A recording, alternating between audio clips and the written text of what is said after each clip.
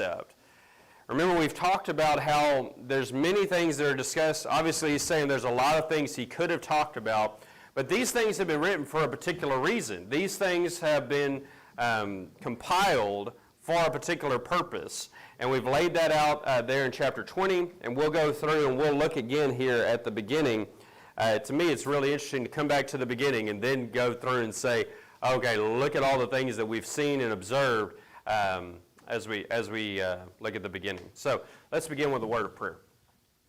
Our Father in heaven, we're thankful for this time. We're thankful for the opportunity to come together and to study your word.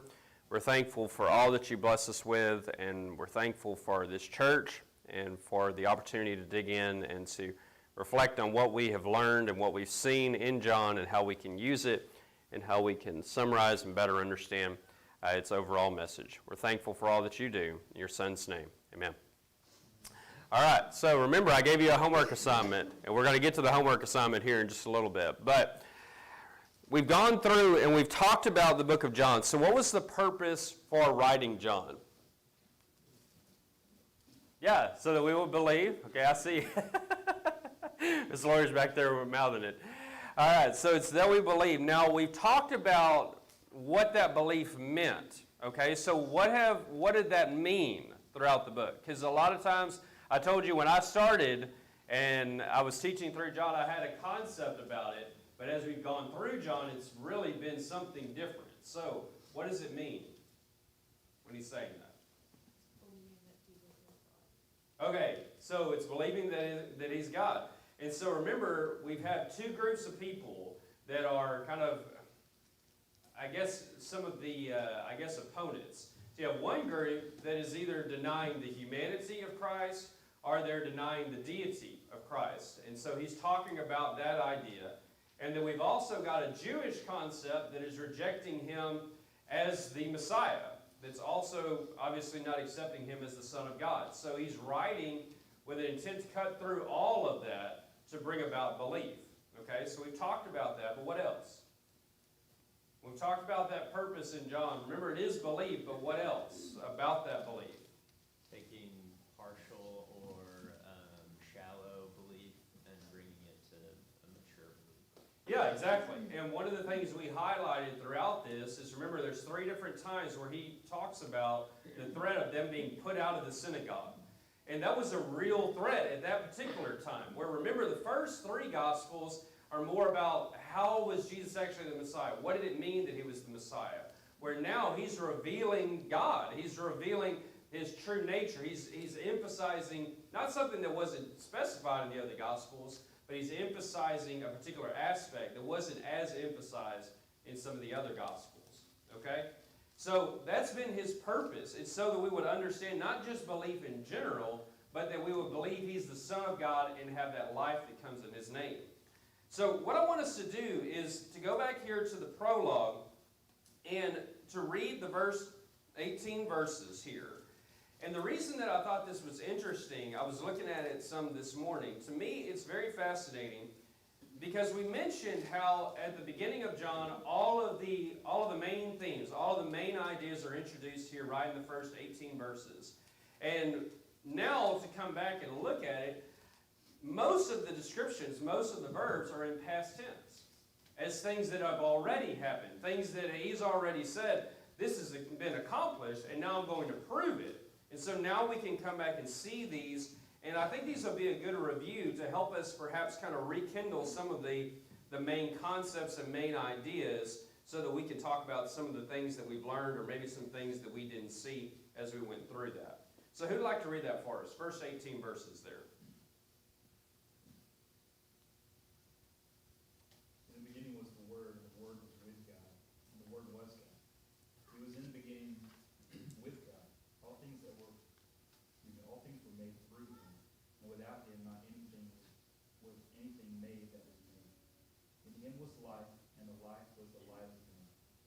Shines in the darkness, and the darkness has not overcome it. There was a man sent from God whose name was John. He came as a witness to bear witness about the light, that all might believe through him.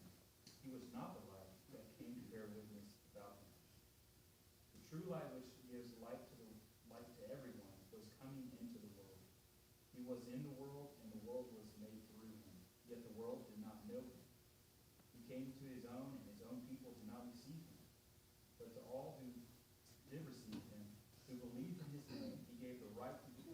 children of God, who were born not of blood, nor of the will of the flesh, nor of the will of man, but of God.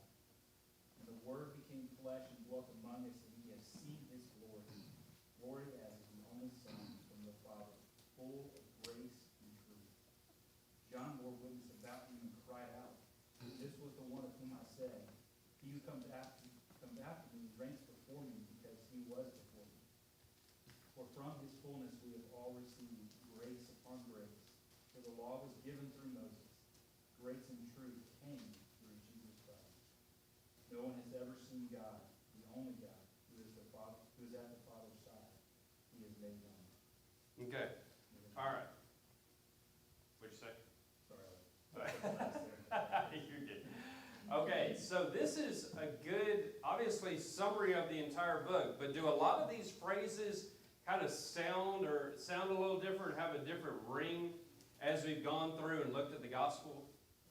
When I think about, particularly there in verse 10, where he talks about he was in the world and the world was made through him, yet the world did not know him. Hasn't that been a big point of what we've seen here in this particular second section about the enmity that Jesus was going to have with the world in this battle and how he's going to overcome the world? But what about you? What are some things, maybe kind of using this as a launching pad, that maybe you've read this passage before, but now that you've gone through the gospel, maybe it sounds a little different. Maybe you see something, or it's emphasized in a particular way that maybe you didn't notice before. In verse 14, saying that we have seen his glory, and that's a big theme throughout the whole book, is him revealing his glory and the glory of the Father. Yeah, so, I said that at the very beginning. We're going to see the glory of God. And you remember, we've broken down the gospel a little bit. How do we break down the gospel? So, like, if you're just thinking, what is John about? What's his purpose? That's John 20, 30, and 31. But for me, I always put a skeleton on a text so that I kind of have a form. How have we broken down the book of John so far? You've obviously got the first 18 verses, that's the prologue. What are the two main sections in John? Book of miracles and the revealing of glory, the book of glory. There we go. Good. Yeah, so you have the book of signs. Remember, 7 signs and that's kind of John's unique kind of marker, right? He marks the first couple of those. And so they're signifying particular miracles with a purpose behind them. And so, do you remember where that break turns? When does the book turn? 13.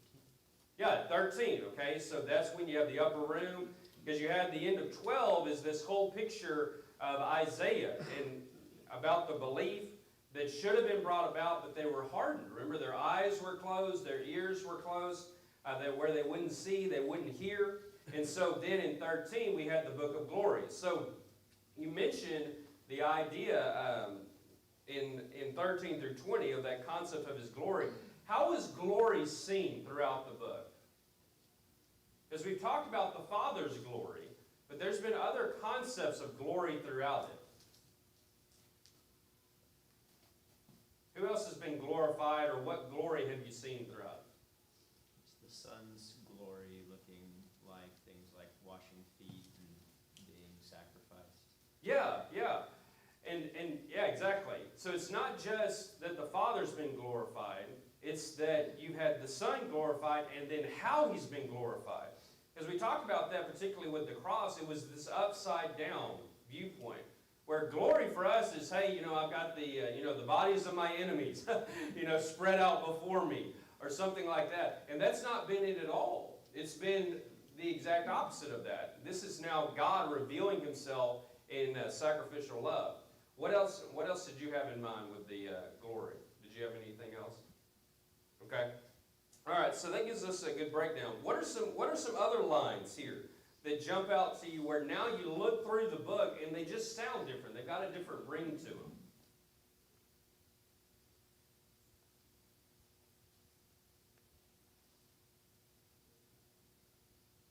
In him was life, and the life was the light of men. Okay, all right. So how does that have a different ring now that we've gone through the gospel? I think there's a couple different things.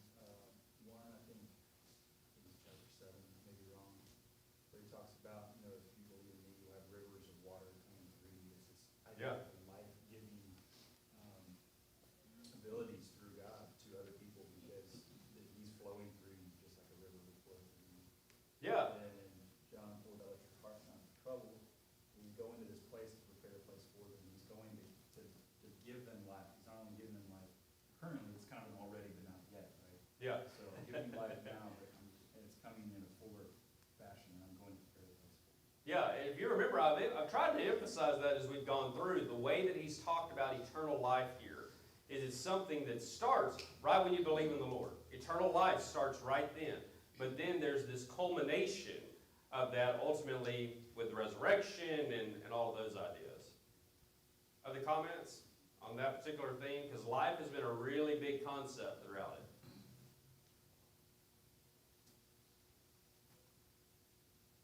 Okay, what's another one? What's another one here that maybe you look at and it jumps out to you and say, well, I remember reading that, but now I've seen it throughout the gospel. Go ahead. Well, in 17, he talks about truth coming through Jesus Christ.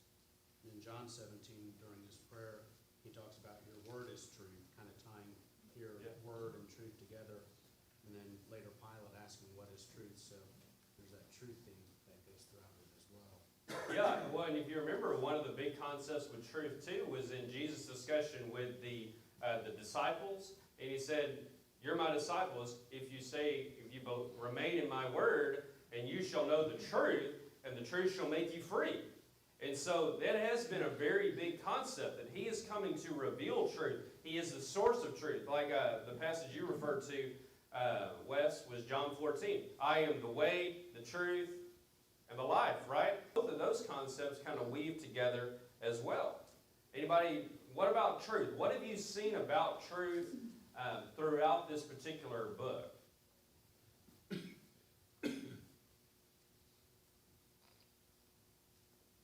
is polarizing. Yeah. So what's an example of that that comes to mind? You misquote this, but if you want to be a part of me, you have to eat my body, eat my flesh. Yeah. And that's a hard truth to understand. And even the disciples were staggering. Yeah, yeah. So you got that for sure. The one that comes to my mind is Lazarus. I mean, here's the truth right in front of them. And some people believe, some people, they don't believe, and then there's some that become violent enemies as a result of that. And that's kind of what we've seen throughout it. And yet, that goes to another one of these. If you remember what he said in verse 11, he came to his own, and his own people did not receive him. I mean, was that true throughout the book? I mean, what are some examples that come to your mind? I brought up John chapter 11 with Lazarus. What are some other examples where you've seen that going throughout the book?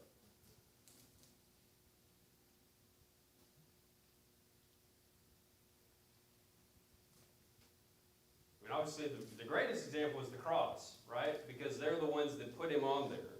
But what else?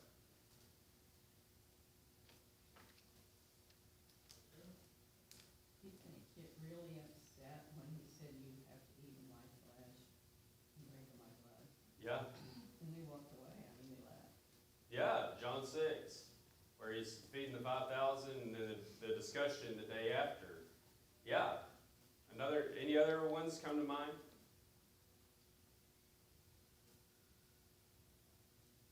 It's too early in the morning. It's 9:15 to get everything turned. All right, so let's go back to the prologue here. What are some other things now that, as we're kind of walking through it, they've just got a different ring now. They've got a different sound as you go through and you read this. Just the end of the prologue, the idea of that after Jesus, with Jesus now, we have seen his fullness, and just kind of, it didn't quite pop out to me the level to which the God that they experienced through the Old Testament was definitely very much God, but not necessarily his fullness, that we see now in Jesus. And he mentions Moses, I think intentionally, and then right after says, no one has ever seen God. So it's like even Moses in the cleft of the rock getting this picture of God, did not see God in the way that we have now through his fullness. And just that last phrase, no one's ever seen God, the only God who is at the Father's side, he has made him known. And I'm not sure I get quite the grammar there, but it sounds like he's saying that Jesus is that God that we've has been made known and that we've actually seen now. Yeah, so that's been a really big concept. Not just that Jesus is revealing the Father, but remember, it's also that when you see Jesus, you have seen the Father. Okay? That's what we've seen in John 14. We had this discussion with Philip. Hey, it's enough. Just show us the Father. And what does he say? If you've seen me, you've seen him. Okay? And so what particularly have you learned about God? How has God been revealed throughout this book? Maybe in a way that you haven't thought about it before. I mean, I'm asking you to basically summarize and condense 4 months of material. But there may be some things that kind of get jogged as we go through it. Trying to see his patience and long suffering with us because of how he's dealing with the Pharisees and the religious rulers and all the things that they're doing that are wrong, and he's still willing to teach them and deal with them straight up. Sure. And our Father does that with us too. Yeah, he's very matter of fact with them. And in a lot of ways, not very patient with people that should know better. Go ahead. For me, what makes this first 18 verses so powerful is, yeah, John's saying this, but when Jesus was here, he claimed it. He claimed he was God. He claimed he was part of the plan. He made the plan to come and save man. He demonstrated that in these, I forget how you describe it, but where washing the feet. Oh, yeah. People. And then he said, you know, I am, and I do this, and if you believe me, you believe the Father. He claimed that deity very powerfully, and I think that was that's the part, the thing about John that has been so impactful for me is you read these first 18 verses, and then you read 20 some odd chapters of him claiming that glory. Yeah, and the one that really was coming to mind, obviously we have the greatest example in the cross, but one of those was John 13, where here's God taking on just an ordinary house servant. I mean, no glory, no, real reputation, and he goes through and he washes all of the disciples' feet, including who? The one that night was going to betray him.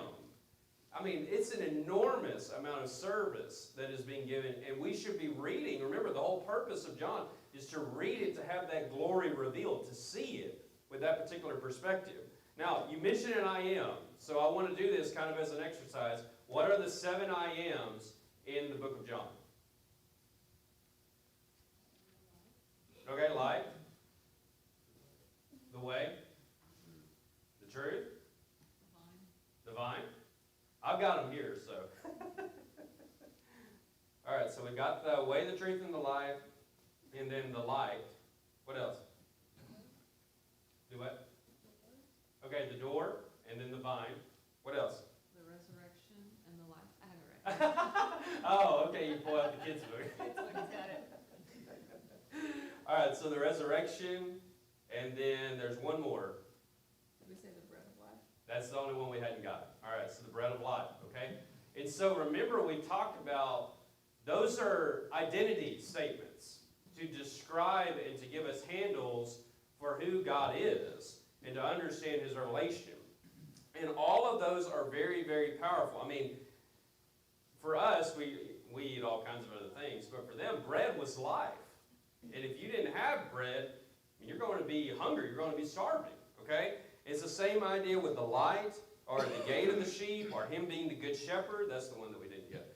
And then also the resurrection, the way, the truth, and the life, and the vine. All of those are these sources of life that if you don't have them, you will die, which has been a big concept throughout it. But they're not just something you have to survive. There's something that you enjoy that brings security and protection and celebration. We've seen that throughout the gospel as well. Okay. Other questions, comments, thoughts on that discussion that we had? One thing, John 8, it's where the Jews were all proud to be Abraham's seed. Mm-hmm. But Jesus told them that before Abraham was, I am. Yeah. Yeah, so let's talk about that for a second too, because we've mentioned the 7 I ams, but there's also 7 other statements. And I've tried to kind of emphasize these as we've gone on, but there were 7 different times where Jesus goes through and uses the statement, I am. Now, what did he mean by that? What has John showed about that throughout his gospel? Well, that he is deity and God. Yeah, that he's deity, that he's God. That he claimed it. Yeah, that he's claiming it.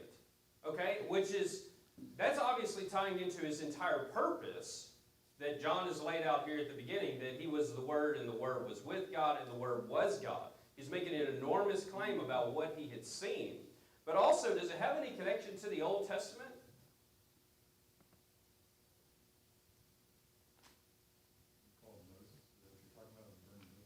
Yeah. Remember, when he's grabbing that, he's not just saying, I am, even though that's true. And we've talked about that, it's past, present, future. It's the self-existent one. But that's also the Hebrew name. This is the Greek translation of the Hebrew identity of God. This is the name that was revealed to Moses. And so when he says that, that's why they react. How did they react oftentimes when he grabbed that phrase? They want to stone him. Yeah, they want to stone him. So why do they want to stone him? Yeah, it's blasphemy. Okay, so those are big, big markers ultimately that are part of these I ams here. Okay, what else? So go back to the first 18 verses here, and there may be something else that jumps out to you.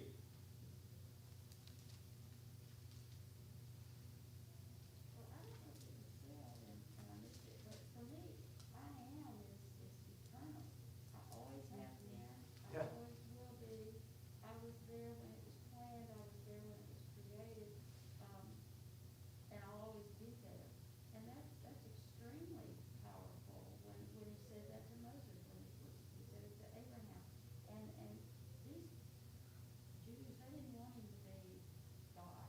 They didn't want him, that's not what they wanted.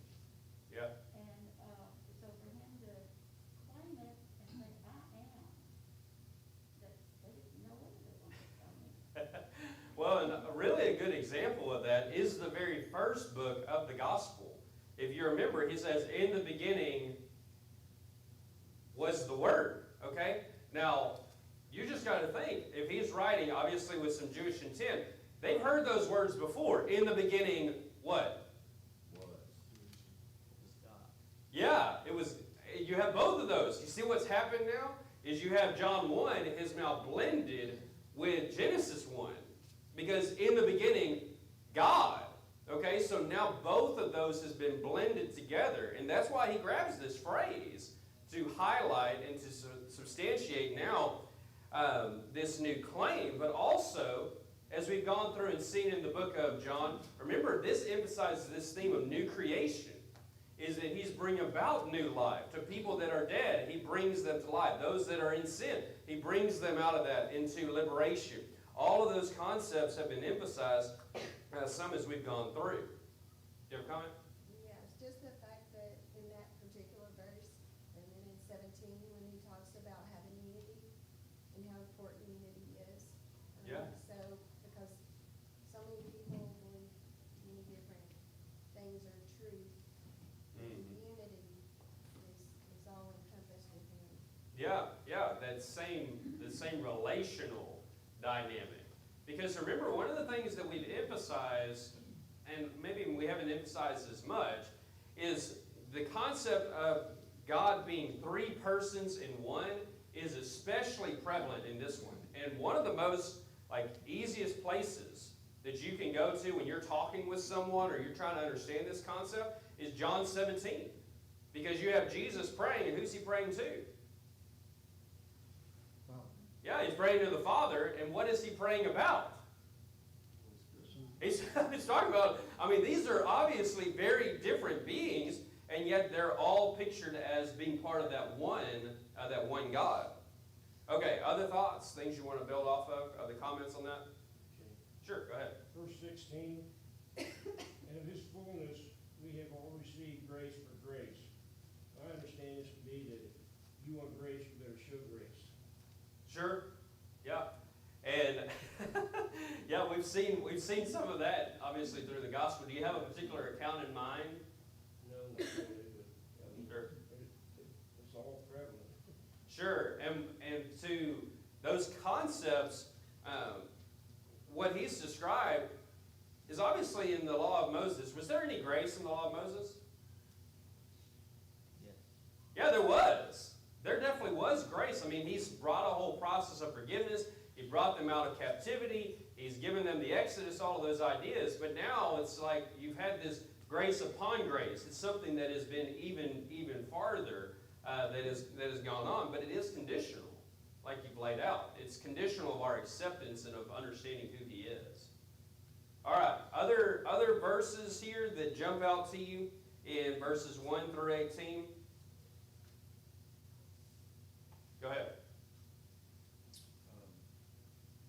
Verse 12, those who believe in him, believe in his name, give the right to the children of God.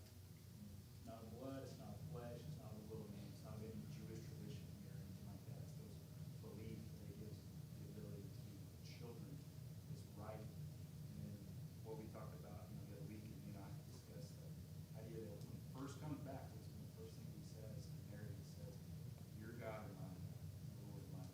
Yeah. He's equated, the first theme of resurrection is you now have equal status. You now have, this childhood along with me, that I'm a child of God. And now you are a child of God. I've brought you out of darkness. Yeah.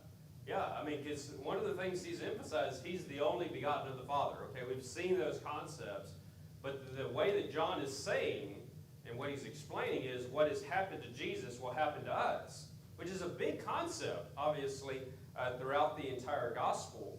And yet, what's so critical about that too is not only our status, which you've laid out, which is really important to understand. I believe in him, I get that status, and that's been big. But think about what that meant as well for the Jews, because he mentions it's for those who believe, but it's not these groups of people. Have you seen that throughout the gospel as well, where people who think, hey, we should have a right to God, we should have this privilege, we should kind of be in, but that's not been the case because they won't accept the Messiah. Any examples come to your mind as you've seen that throughout the book? I guess if I make a statement like that, I probably should bring up an example. They were talking about being children of Abraham, like we brought up before. Yeah. Exactly, children of Abraham with stones. Yeah, that's John 8, right? Yeah. Do you have any other thoughts on that? Okay.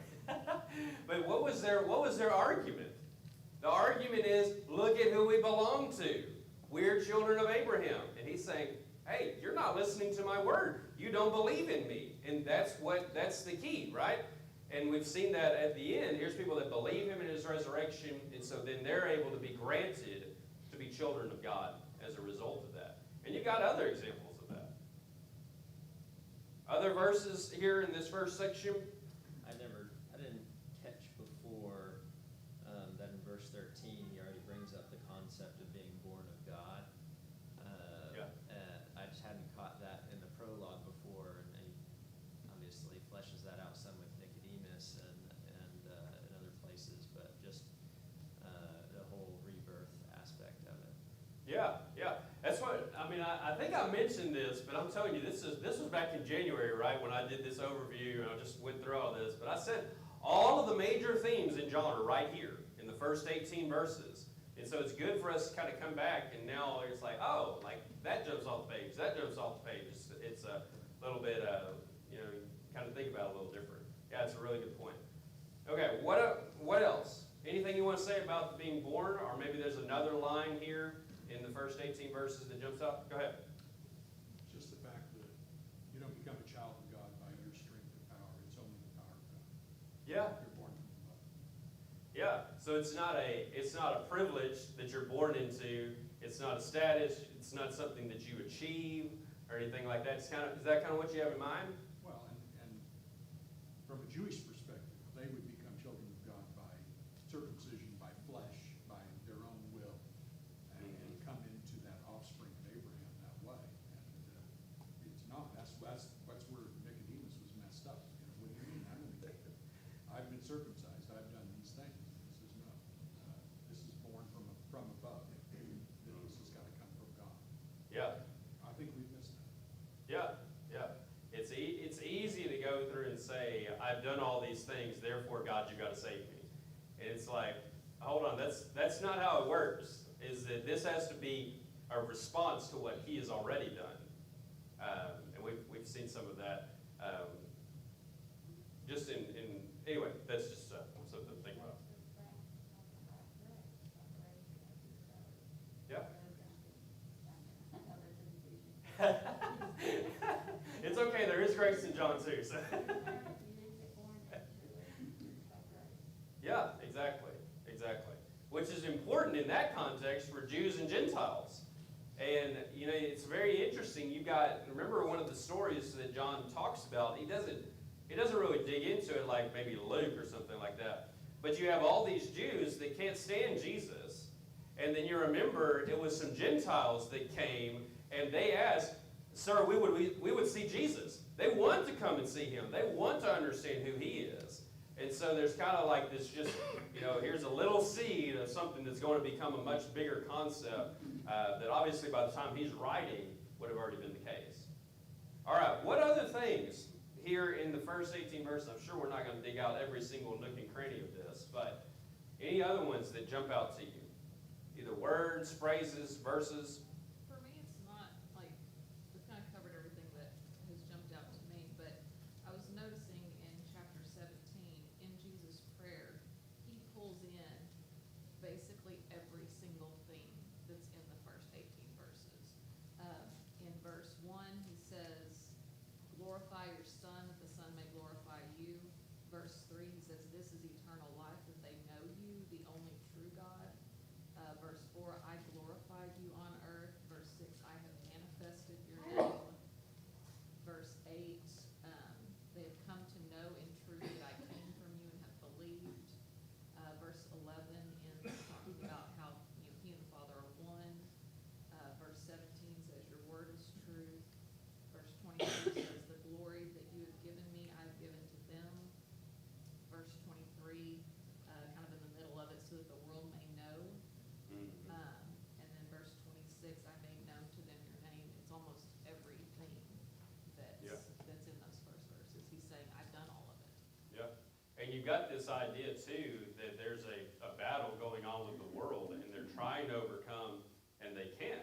One of the things that I think is interesting in this first section, it really jumps out now when you go through and you think about, let me see if I can find it.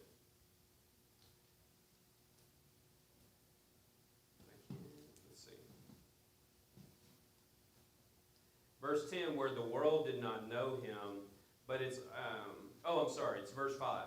The light shines in the darkness, and the darkness has not overcome it. I mean, think about what that means in light of the cross. I mean, that's a really cool picture to think about how dark that whole scene was. We had that introduced in Gethsemane. It's the middle of the night. It's just darkness all the way through, and yet, even though that darkness is there, it's almost like in chapter 20 now, here's light. Light has overcome it. Light has broken in and revealed that it's not going to be overcome as a result of it. Okay, other thoughts? Does it take your mind also back all the way back to Genesis, where God said to the serpent, you'll bruise his heel, or he'll bruise your head. Yeah. it's interesting that you went to Genesis, because when you said that, I wasn't thinking about that text. What I thought about is when God said, "Let there be light," and it shined out in darkness. It's the same kind of elements. Go ahead. Do you have something? Okay. Well, just going along with that, in John 17, verse 15, he says, "I do not ask that you take them out of the world, but that you keep them from the evil one." You know, that's that idea of the darkness not overcoming the light. Yeah, and this is another thing I want to do, just real quick. There's 7 signs, kind of 8 signs throughout the book. There's 7 signs in the first book, and then you have this 8th sign with Jesus. And I think this is a good time for us to talk about the light overcoming the darkness and what that meant and what it tied into. So what are the 7 signs in that first section of the book? Y'all remember? We'll start with the first one. What was the first sign? Water to wine. Water to wine. Okay, John chapter 2. His whole point is, here's this celebration. Death has been defeated. There's celebration in the kingdom from Isaiah. What's the second one? Nobleman's son. Okay, the nobleman's son. And remember, all of those we've emphasized a different detail, a different sign. And so what was signified in the healing of the nobleman's son? The distance that was done. Yeah, it was something that only God could do. You know, when you look at the Old Testament miracles, the majority of those, hey, it's someone right there doing the action. He just goes through, boom. There's no limit. There's no turnoff on his power, no weakness in his power. But again, here's confrontation of darkness, of evil. And we talked about how emotional that would be, where he left while his son was sick and dying. And he's just jumping out on really in a last-ditch effort to say, "Please save my son." And he believes it.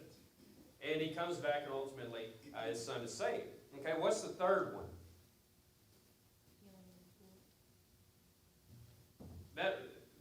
That is one of them, but, well, no, you're right, because it's that one, and then there's 2 and 6. Sorry. Yeah, so the healing of the paralyzed man. And what did that emphasize? What darkness was overcome there?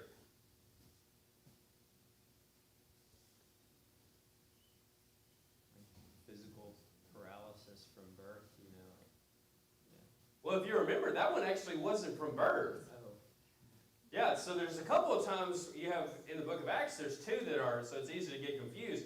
That one, remember, it was something apparently that had happened to him, or likely, because he comes up and he says, "Hey, sin no more, lest something worse happen to you." Which we talked about, maybe there could have been a connection between his ailment versus what had actually happened. Now, I think I told you all the story of one of my teachers in school, that what he did whenever he was a pretty young guy, he was diving in a water tank, he hit his head and broke his neck. He was paralyzed the rest of his life. And, you know, sometimes when you have situations like that, I'm not necessarily that he was being reckless, but sometimes injuries do come about as a result of that.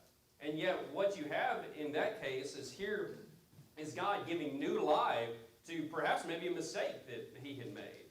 And so now he's saying, look, there's something as well, much worse than that, that could happen. All right. There's 2 in chapter 6. So we've got that one, the lame man, and then there's 2 and 6. Feeding of the 5,000. Okay, the feeding of the 5,000. Walking on water. And then walks on water, okay? So what was the point that was signified in the feeding of the 5,000?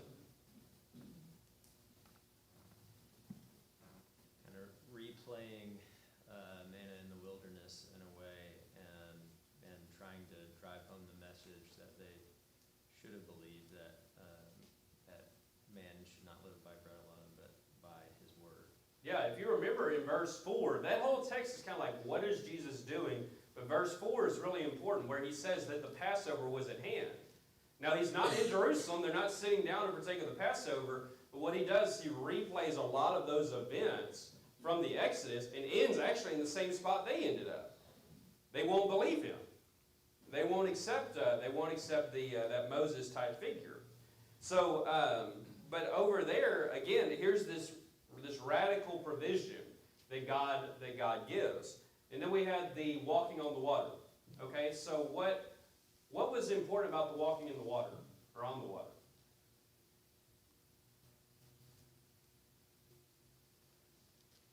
walks on the water in the Old Testament?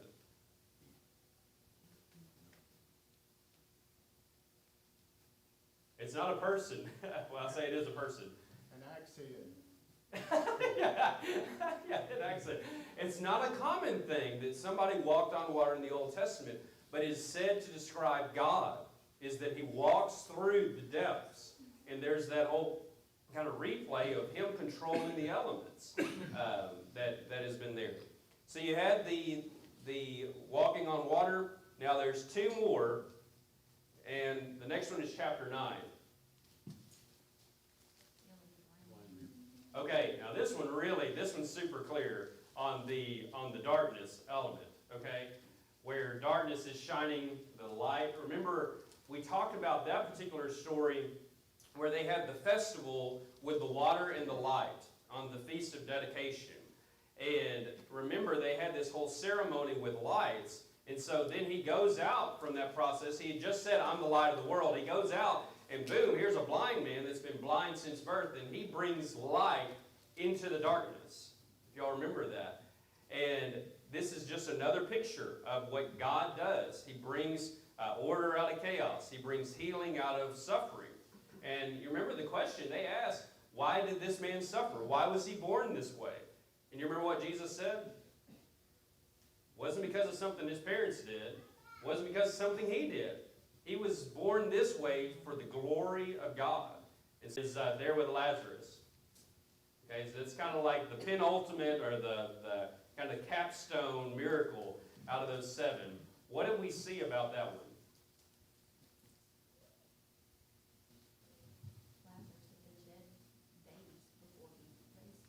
Yeah, it wasn't just 3 days, it was 4 days. It was kind of beyond the normal, like they had this idea, if I remember right, that the spirit could come back in any time in like a 3-day period. But once you were past that, it was like, oh, he's done. And remember, they even said, he stinks. He had already gone through the corruption process, and yet God goes through and Jesus brings him back. And remember, there was a couple of elements there of what he had done for Mary and Martha. He speaks the truth, but we also saw him weeping there. And we talked about there's one kind of really strange, the translation's kind of unusual on it, but it was that Jesus, he snorted, or he it's a description for like a horse that is kind of snorting and that kind of anger. And he did that at the tomb. And we talked about that, and that was his attitude toward death. He hated it. It made him grieve, and that's really important for us. It's not just he's being, a sentimentalist, hey, everybody dies, or just, here's the truth in some cold, callous terms, hey, everything will be fine, I'm the resurrection and the life. No. He responds to human suffering and death with anger of what it's doing to his people, what it's doing to his friends. And there's definitely so much in there. Okay. We didn't get everything, but go ahead. Just on that, it hadn't really struck me as much as now that they had some concept and understanding that there would be a resurrection on the last day. Mm-hmm. And it just hadn't hit me completely yet that he answers that question and kind of says how that is going to come about when he answers Mary there with Lazarus. It's like, I am the resurrection. You got to be in me and you'll be raised. It's like that. It's right there. Yeah, and now, maybe after we finish, it'd be good for you to go back and just read it again. And now kind of just see some of these themes kind of pop up. Just read it. Don't get into all of the, nooks and crannies of it. But just see how all of this stuff kind of pops out again. And I hope it's been helpful. I've enjoyed teaching the class, and I hope y'all like the review a little bit. Maybe you can go back and look at some other things. But remember, those signs are signifying about who he is, what he's come to do, and in almost all of those cases, it's him overcoming darkness or disorder in some way, responding with his health, his life, his beauty, his glory, all of those ideas. Okay, we'll stop right there. Oh, not yet. I noticed that you pointed out 7 I am statements and 7 signs. Oh, yeah. By the way, 7 has been a huge thing, right? 7 I am statements. You have 7 miracles. You have 7 different times it says I am. In chapter 1, there's 7 different descriptions given there about who Jesus is. I mean, obviously we can't do 20 chapters in one class, or 22, 21. So, hopefully that was a good review, and now you can go back and kind of look at that in some more detail. All right, thank y'all.